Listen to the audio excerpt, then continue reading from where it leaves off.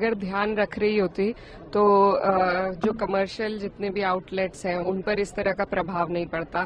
कई स्टेट्स में इतनी हालत खराब हो गई है कि बिल्कुल सिलेंडर नहीं मिल रहे और सरकार जरूर कह रही है, कल भी मिनिस्टर आए थे, उन्होंने कहा कि कोई घबराने की बात नहीं है, लेकिन हमारा कहना यह है कि जिस तरीके से सरकार ने इस पूरे मामले को संभाला है, पता नहीं किस दबाव में फॉरेन पॉलिसी इस तरीके से हमारी चल रही है। नहीं तो हमारे ईरान से बहुत अच्छे संबंध थे और जिस तरीके से चाइना और रशिया को कोई दिक्कत नहीं हो रही है, हमारा भी उसी तरीके से रुक रह सकता था।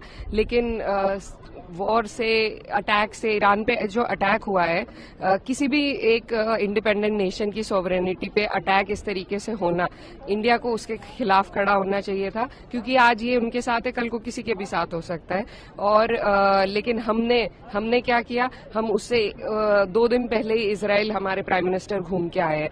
तो सिर्फ क्योंकि हिंदू मुस्लिम देश में है, इन्होंने जो बीज बो रखे हैं देश में हिंदू मुस्लिम के, वही अपनी फॉरेन पॉलिसी में भी दिखाना चाह रहे हैं, लेकिन उसका जो नकारात्मक असर है वो आज हमें देखने को मिल रहा है। आज हमारे देश पे जो संकट मंडरा रहा है वो सिर्फ और सिर्फ सरकार की फेल्ड फॉरेन पॉलिसी की वजह से है।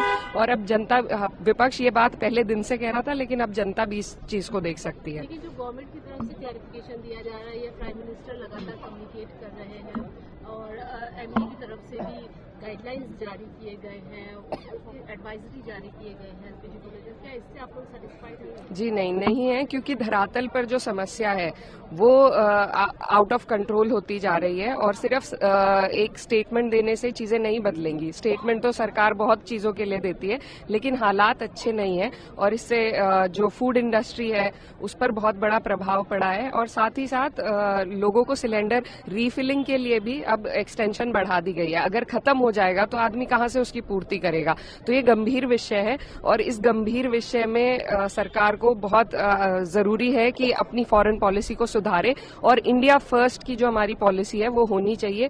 कोई हमें यूएस से घबराने की जरूरत नहीं है, हमें किसी और देश से घबराने की जरूरत नहीं है। जो हमारे पहले पूर्वज रहे हैं उन्होंने कभी किसी के आगे घुटने नहीं टेके। तो जरूरी है कि प्रधानमंत्री इतना डर गए हैं कि एक भी दिन सदन में नहीं आए हैं, तो उनकी जो व्यवहार है उसी से पता चल रहा है कि सरकार किस दबाव में काम कर रही है और इनको इंडिया फर्स्ट लेकर चलना होगा, तभी हम इस संकट से निकल पाएंगे।